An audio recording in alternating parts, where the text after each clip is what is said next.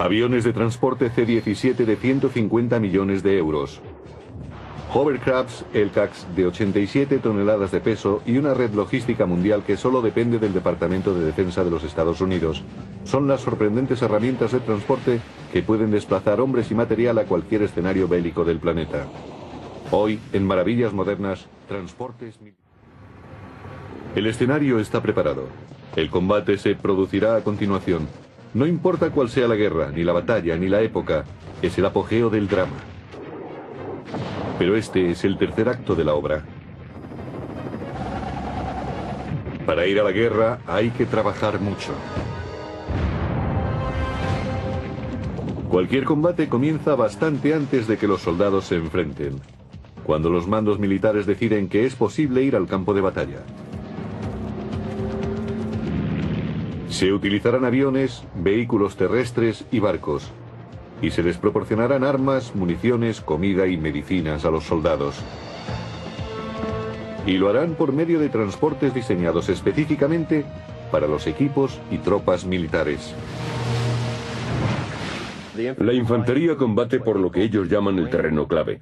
Pero para entender esos combates y el lugar donde se desarrollan, hay que entender cómo se debe ir al campo de batalla.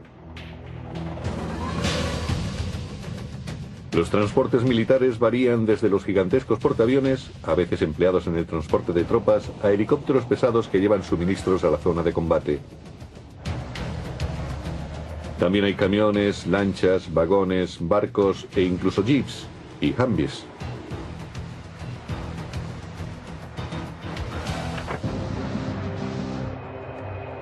Este es el último de la serie de transportes militares actuales. El avión de transporte C-17, de 53 metros de longitud y 122.000 kilos de peso. Es capaz de volar a 800 kilómetros por hora sin repostar a lo largo de 5.200 kilómetros. Con 4 motores turbofan de 19.000 kilos, su empuje combinado es de 76.000 kilos. El C-17 es un avión maravilloso, fiable y grande. Nos permite transportar 18 palets o cualquier número de pasajeros utilizando unas pistas muy cortas para despegar y aterrizar. Cuando fuimos a Afganistán y ocupamos la pista, tuvimos que operar desde ella, y era muy corta. En la bodega de este enorme avión pueden ir jeeps, Humvees e incluso carros de combate. Puede ser configurado para acomodar 102 paracaidistas, 144 soldados regulares o 48 literas para evacuación médica. El objeto de este avión es satisfacer cualquier necesidad de la Fuerza Aérea para llevar suministros lo antes posible al frente. El C-17 tiene algunas características espectaculares que le convierten en un favorito de los mandos logísticos. Una de ellas es su capacidad para repostar en vuelo. El C-17 normal carga 81.000 kilos de combustible y el de radio de acción extendido 100.000, con lo que llega muy lejos. El avión tiene instalado en la parte superior un sistema para repostar en vuelo y con él podemos permanecer en el aire todo el tiempo necesario. Otra de las características de este avión es que podemos volar con gafas de visión nocturna utilizando pistas muy poco iluminadas. Además, nos ayuda a descubrir amenazas en las zonas de combate. Es un avión muy fácil de pilotar porque está totalmente computerizado y lo hace todo él solo. Tiene piloto y gases automáticos. No tenemos más que conectarlos y el avión se ocupa de todo. Los motores turbofan son un híbrido de los reactores y los antiguos motores de hélice. El C-17 es la culminación de casi un siglo de investigación y desarrollo de la aviación militar. Es el más reciente de los aviones cargueros, designados con la letra C de carga, del arsenal de las Fuerzas Aéreas norteamericanas. Antes del siglo XX, el transporte se hacía por tierra y mar, pero a lo largo del siglo, el transporte aéreo se convirtió en una de las herramientas logísticas más efectivas y eficientes. Los transportes militares norteamericanos comenzaron con aviones de hélice desarrollados a finales de los años 30, concretamente con los C-47 y los C-46. Es interesante el salto dado entre la Primera y la Segunda Guerra Mundial. En esta última, la tecnología permitió emplear aviones polimotores de pistón capaces de transportar 2.700 kilos en el caso del C-47 y 4.500 kilos en el caso del C-46. El C-46 Comando transportaba 50 hombres y tenía 2 puertas de carga.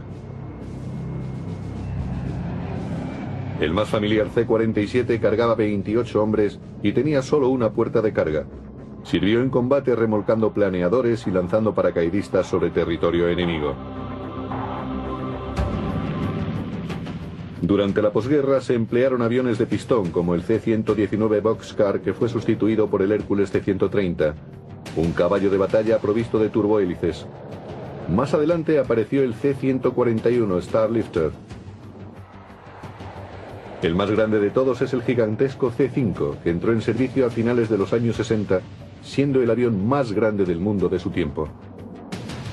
Pero un transporte militar de 75 metros de longitud, 20 de altura y una carga de pago de 122.000 kilos con un peso máximo al despegue de 380.000 kilos, ocupa un cierto espacio y necesita pistas de 2.400 metros de longitud.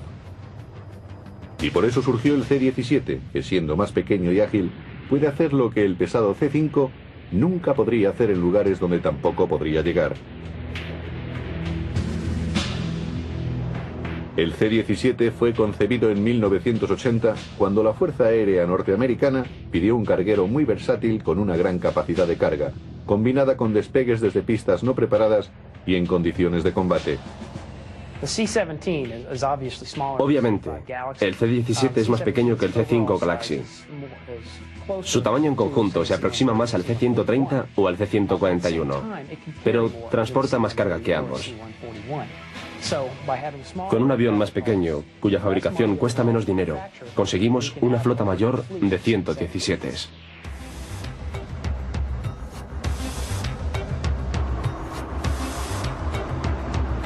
Una de las características más importantes del C-17 es la gran capacidad de su fuselaje. El cargador jefe, Scott Wetzel, es el encargado de llenar este avión.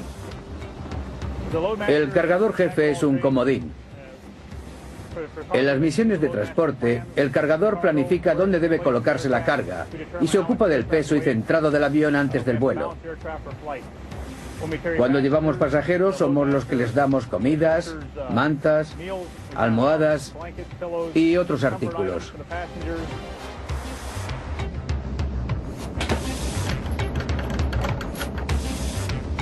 Cargar una bodega de 5,5 metros de anchura por 4,5 metros de altura con 78.000 kilos de suministros requiere un ordenador, una tripulación y un plan. Ahora el avión está preparado para descargar el material rodante. Cuando terminemos habrá que reconfigurar el suelo para sacar los palets. Para eso lo primero que hay que hacer es darle la vuelta a los rodillos y subir los raíles. El avión tiene que estar abierto. Vamos al panel lateral. Estos palets están sujetos a raíles laterales. Los cierres se controlan eléctricamente. Cuando se retraen hacia el suelo, se suelta el palet. El resto es sencillo, empujamos el palet fuera del avión. Carretillas elevadoras hidráulicas diseñadas especialmente ayudan a cargar el C-17 y pueden entrar en el fuselaje por medio de la rampa de carga.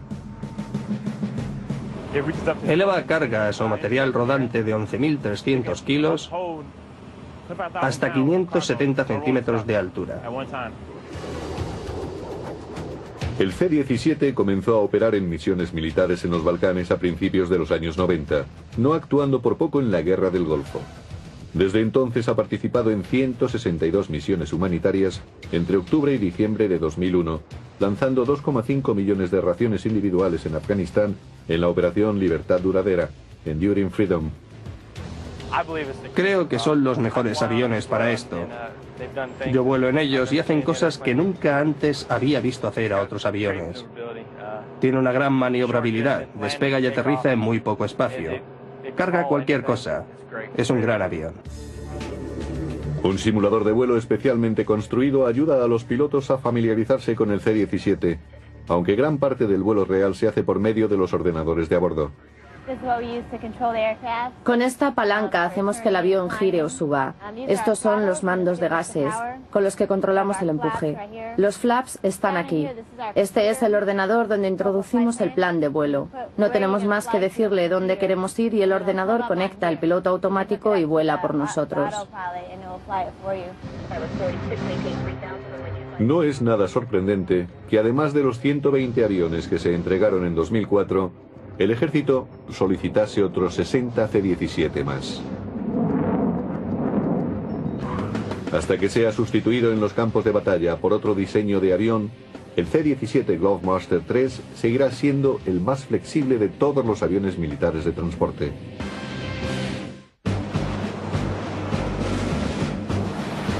En junio de 1944, un constructor de barcos de Luisiana contribuyó a derrotar a las potencias del eje cuando los aliados desembarcaron en la Francia ocupada. Andrew Jackson Higgins fue quien construyó las embarcaciones que ganaron la Segunda Guerra Mundial en Europa.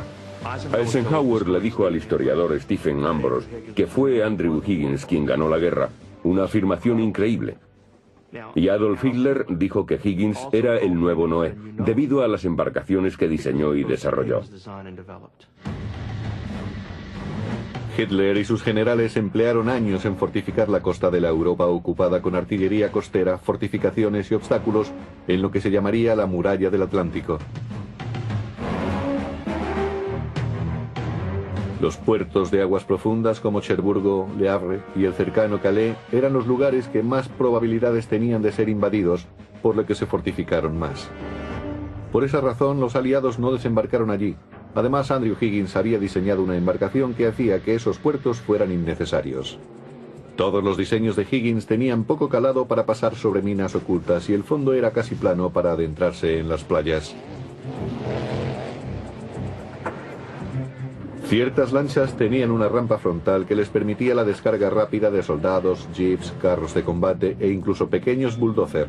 Gracias a Higgins, siempre que los aliados tuvieron que desembarcar, no necesitaron barrer las minas de los puertos, porque no tenían que tomarlos para que desembarcaran sus tropas de asalto. Las lanchas de Higgins fueron cruciales para ganar la Segunda Guerra Mundial, principalmente porque permitieron que los aliados transportaran sus tropas desde barcos en aguas profundas hasta playas abiertas. Esta era una posibilidad desconocida hasta entonces. Higgins era un importador de madera de Luisiana muy emprendedor que se dio cuenta de que podía ganar más dinero convirtiendo la madera en barcos en lugar de venderla. Empezaron a construir barcas para los cazadores que trabajaban en las compañías de pozos petrolíferos para ir por pantanos y aguas someras. Podían subir por encima de los bancos de arena y retirarse sin dañar la proa o la hélice. Cuando Higgins se enteró durante los años 30 de que la Marina estaba tratando de desarrollar sin mucho éxito una lancha de desembarco, creyó que se le presentaba la oportunidad de vender un diseño suyo. Al principio la Marina no estuvo interesada. Fue un irlandés el que dijo que no esperaría una oportunidad para llamar a la puerta. Le pegó una patada a la puerta para que le escuchasen. Les dijo que su lancha era mejor. Les dijo que sus barcas no eran las adecuadas. No le importó decirle a la cara a los almirantes lo que pensaba. A la Marina no le gustó eso. Creyeron que solo era un pequeño y arrogante constructor del sur, pero los marines lo consideraron su salvador. Los marines, la única tropa que realizaba desembarcos a finales de los años 30, se dio cuenta de que los barcos de Higgins hacían lo que él decía. Y ya que los marines eran los que iban a desembarcar en ellos, forzaron a la Marina a que los probara. Por supuesto, las lanchas entraron en las playas sin ningún daño. La quilla estaba construida de tal manera que protegía la hélice y cavaba un canal en la arena cuando la lancha entraba en la playa. La retirada era también muy sencilla. Una adaptación de las lanchas de desembarco japonesas revistió un interés militar especial, una rampa delantera abatible. Cargaban 36 hombres armados de pie, con la mochila a la espalda y el rifle en la mano. Se llevaba la lancha a la playa, se bajaba la rampa Y en cuestión de segundos, literalmente segundos, salían erguidos de la lancha de desembarco para desplegarse en combate. Más adelante, se reconoció la inmensa utilidad que tenían estas lanchas en las misiones de desembarco bajo fuego enemigo.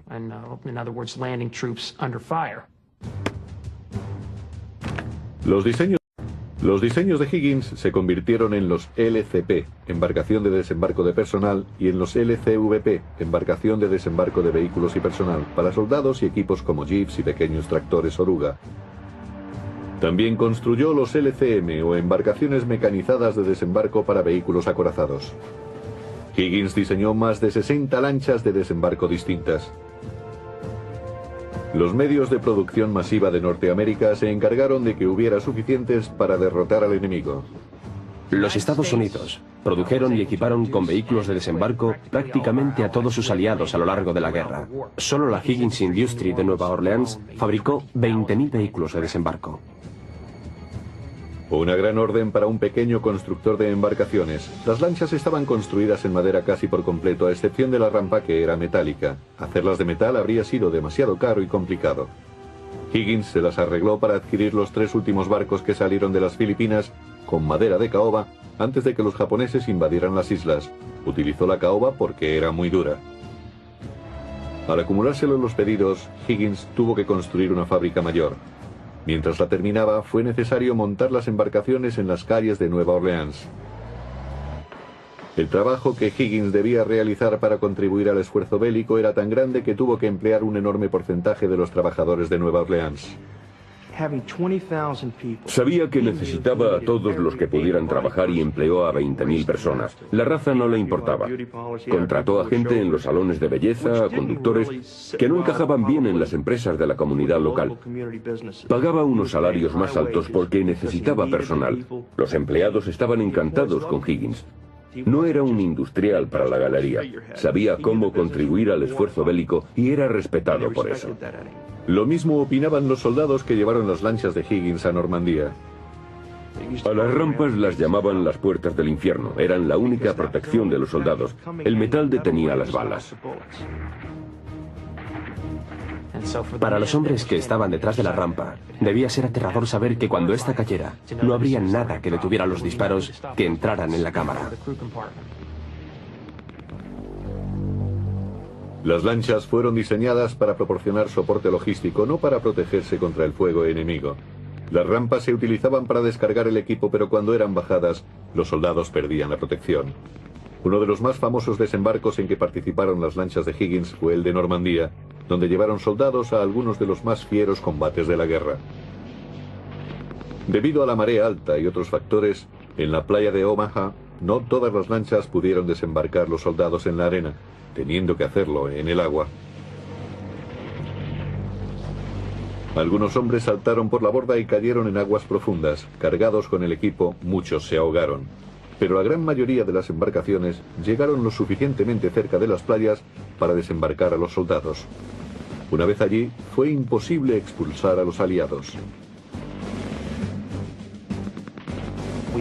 Los desembarcos se realizaron el 6 de junio. En los 3 meses que siguieron, se tuvo que dar soporte logístico a los ejércitos que combatieron en Normandía. No habíamos capturado Cherburgo. No habíamos capturado Le Havre. En otras palabras, no se había capturado ningún puerto de aguas profundas. Solo había una forma de mantener los 250.000 hombres que combatían en Normandía. Solo había una forma de proporcionarles munición, agua potable, combustible y hasta un par de calcetines extra. Y fue llevándoselos a las playas abiertas capturadas el 6 de junio. Aunque justamente famosas por su actuación en Normandía, las lanchas de desembarco de Higgins demostraron ser muy útiles a lo largo de toda la guerra, incluyendo 115 operaciones en el Pacífico conocidas como desembarcos del día D. Incluso fueron útiles después de que terminara la contienda, mucho después de que Andrew Jackson Higgins muriera en 1952. El mismo diseño fue utilizado en Corea y al principio también fue utilizado en Vietnam. Si pensamos en cómo habían cambiado los aviones desde el B-17 hasta el B-52, comprobaremos lo poco que variaron aquellas pequeñas lanchas que transportaban hombres y material. Su diseño era tan perfecto que no hubo necesidad de introducir cambios hasta que llegó el Hovercraft, los modernos vehículos de desembarco, o LCACs.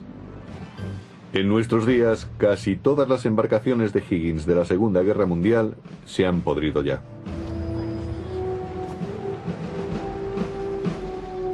En el Museo Nacional del Día D de Nueva Orleans, George Benedetto ha construido un LCVP de Higgins siguiendo fielmente el diseño original. Encontramos algunos trabajadores de Higgins que todavía vivían y aprendimos mucho de ellos. Teníamos bastantes planos y algunos libros. La estructura de la lancha es 4 veces mayor que el esqueleto típico de la mayoría de las barcas. Cuando flota en reposo, la parte inferior de la rampa está por encima del agua. Tiene un sistema de sellado que es increíble. Se aprieta muy fuerte contra el casco, impidiendo que el agua que la bate entre en el interior. Los aliados hicieron una buena inversión con Higgins y sus vehículos de desembarco. Sus embarcaciones demostraron ser táctica y logísticamente insustituibles durante una de las más importantes invasiones de la historia de la humanidad. Con ellas, desde las playas de Normandía, pudieron iniciar la marcha hacia Berlín y ganar la guerra.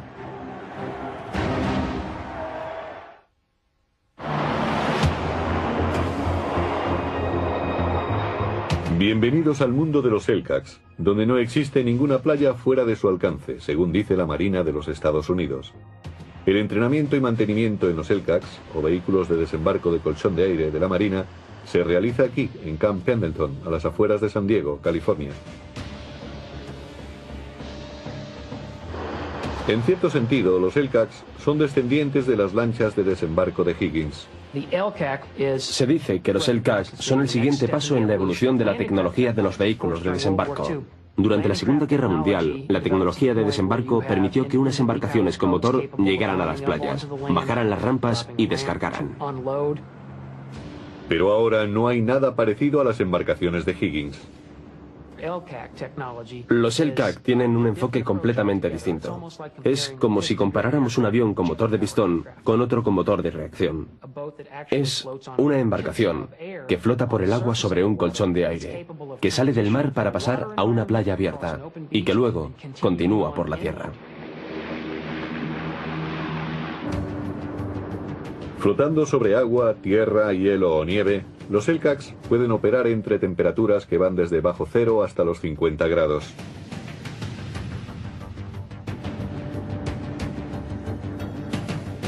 Pero flotar no es tan sencillo como podría parecer. Equilibrar el vehículo es todo un reto. Ir en un Hovercraft es ir sobre un colchón de aire que es mantenido por medio del faldón de goma que rodea al vehículo. Literalmente nos deslizamos sobre un colchón de aire como si fuera un disco de aire.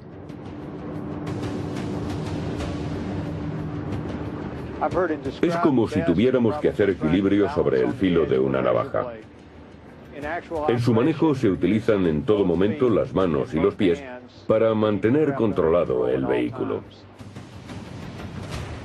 Estos transportes de 22 millones de euros pueden transportar más de 60 toneladas de cargas de pago.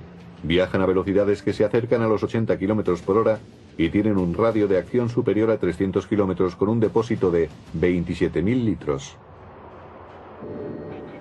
Para operarlo se utilizan muchos controles. Hay que trabajar mucho. Se llevan auriculares en ambos oídos. Y el navegante y el jefe del vehículo trabajan en equipo. Hay mucho que hacer. 4 turbinas de gas TF-40B proporcionan 3.955 caballos al vehículo de 25 metros de longitud y 6 metros de altura. Las hélices de 3,65 metros lo impulsan hacia adelante y contribuyen a mantener erguido al vehículo. Pero se necesita algo más para levantar un LCAC por el aire. Lleva 4 de los que llamamos fanes de sustentación que, cuando los motores están funcionando, absorben el aire del exterior y lo fuerzan hacia abajo del vehículo. Eso hace que se eleve aproximadamente 1,5 metros. Empujan más de 16 metros cúbicos de aire por segundo. La mitad del aire va a los sopladores de proa, la otra mitad va a la bolsa y se encargan de sostenernos en el aire. Los sopladores de proa se usan para dirigir el vehículo. Si los sopladores apuntan hacia la izquierda, el vehículo gira a la derecha. Si apunta hacia la derecha, gira a la izquierda. La tripulación típica de los Hellcats está compuesta por 5 personas.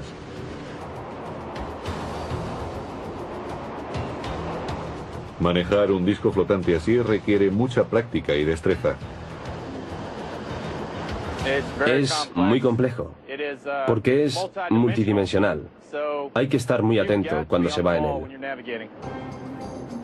Las superficies planas son por donde mejor se deslizan los hovercrafts. En terrenos con colinas o matorrales de más de 30 centímetros tienen problemas.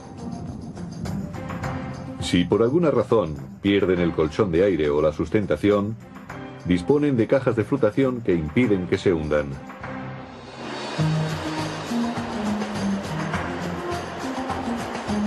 Naturalmente, el aire lleva mucha sal o arena, por lo que los vehículos deben ser limpiados después de cada misión para reducir la inevitable corrosión.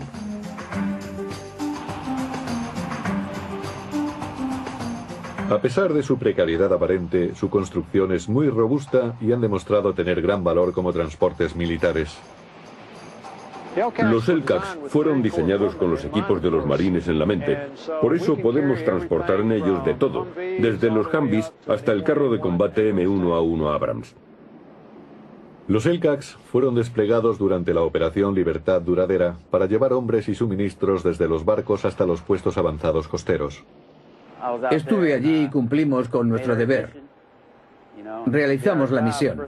Fuimos los primeros en llevar los soldados a la playa. Sentí que había servido a mi país cumpliendo con mi obligación. La Marina de los Estados Unidos mantiene una flota de unos 100 Hellcats, 35 en cada costa. Con una vida de unos 20 años, se han convertido en unos de los mejores transportes militares de la Marina.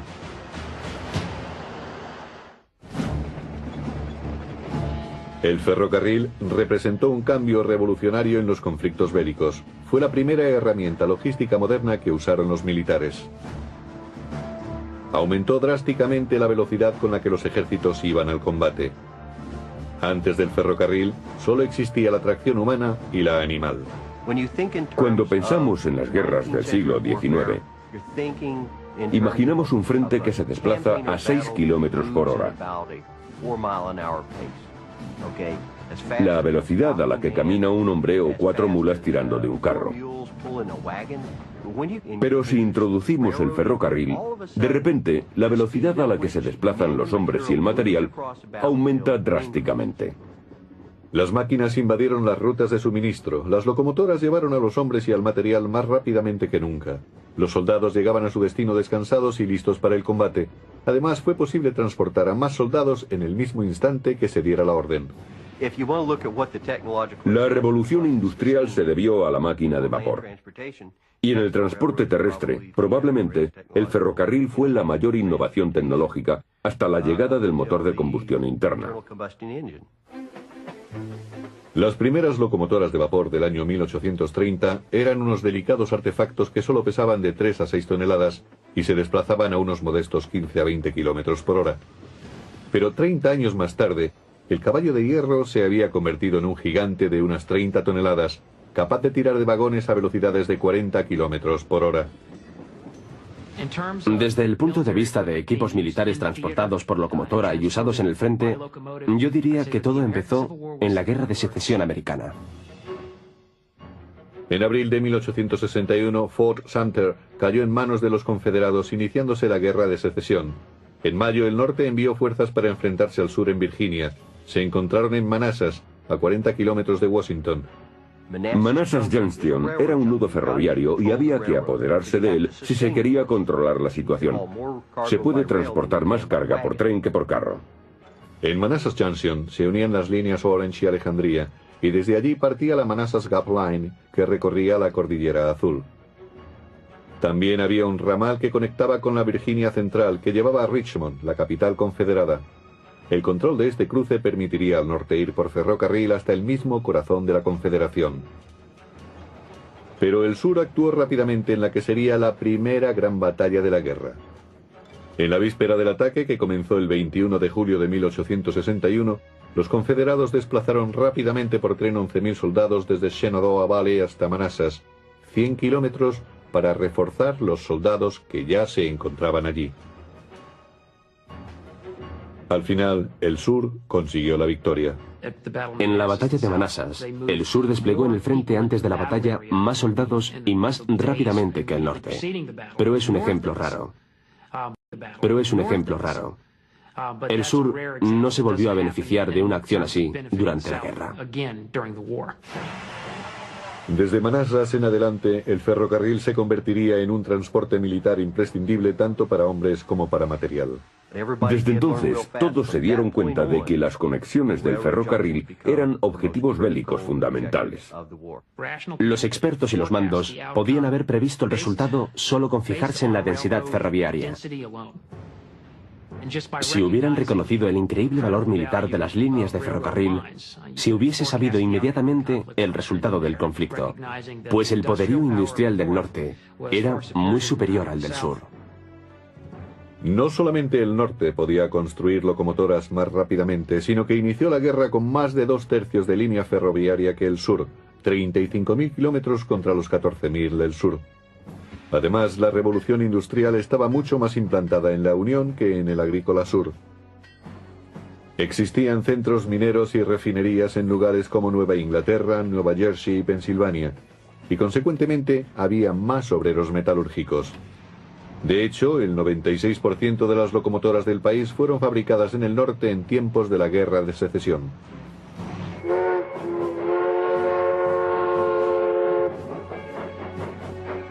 La Confederación también construyó ferrocarriles durante la guerra, pero con frecuencia cayeron bajo el control del norte, cuando sus fuerzas invadieron el sur, acelerando la derrota de la Confederación.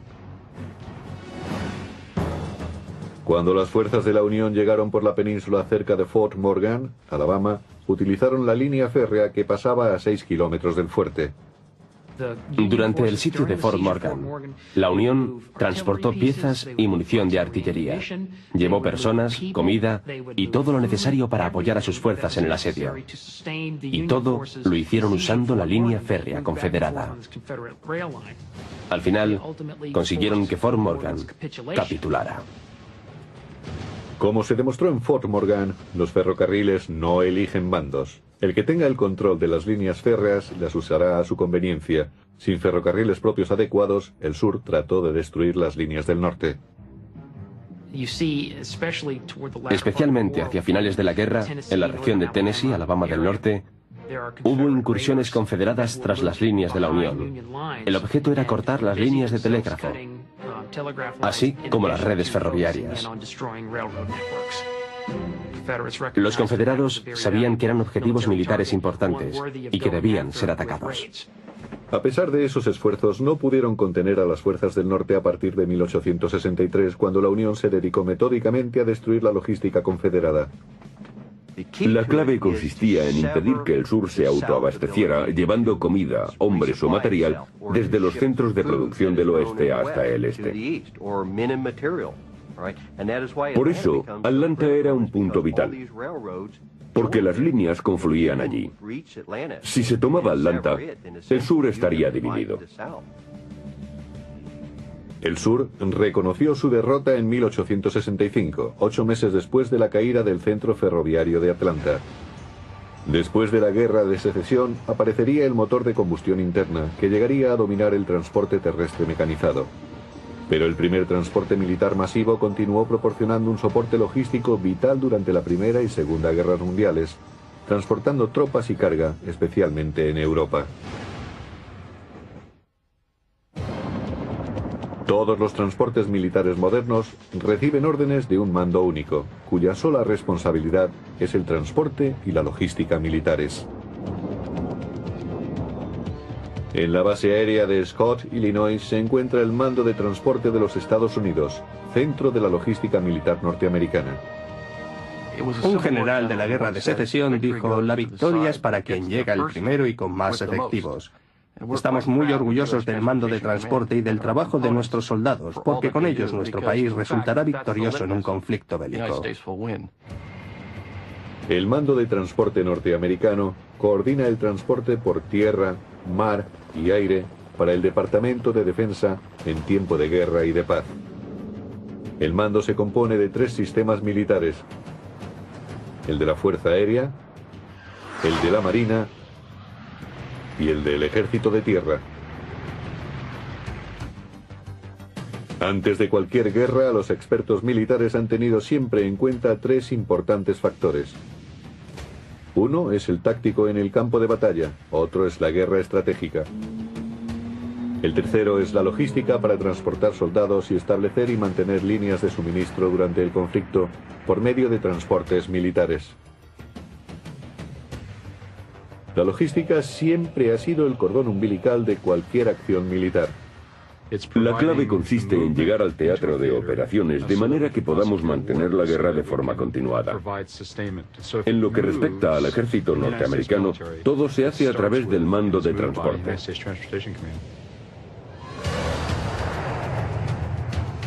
Los C-17 de la Fuerza Aérea que realizaron misiones de abastecimiento en las operaciones Libertad Duradera fueron enviados por el mando de transporte norteamericano. Cada uno de los aproximadamente 100 LCACs de la Marina que llevaron suministros desde los barcos hasta las costas fueron coordinados por el mando de transporte. Todos los camiones, barcos y aviones cargueros militares operaron de acuerdo con el mando de transportes. Durante el primer año de la Operación Libertad Duradera, el mando de transportes envió más de 420.000 toneladas de suministros en ayuda con más de 50.000 soldados, coordinando miles de misiones de transporte desde bases citas en Europa y en los Estados Unidos. El mando de transporte es una combinación de fuerza aérea, marines, ejército de tierra y marina, además de guardacostas, empresas privadas para contratos comerciales y muchos empleados civiles. Centralizando unos servicios e industrias tan diversos, se ha adecuado la logística de un ejército moderno.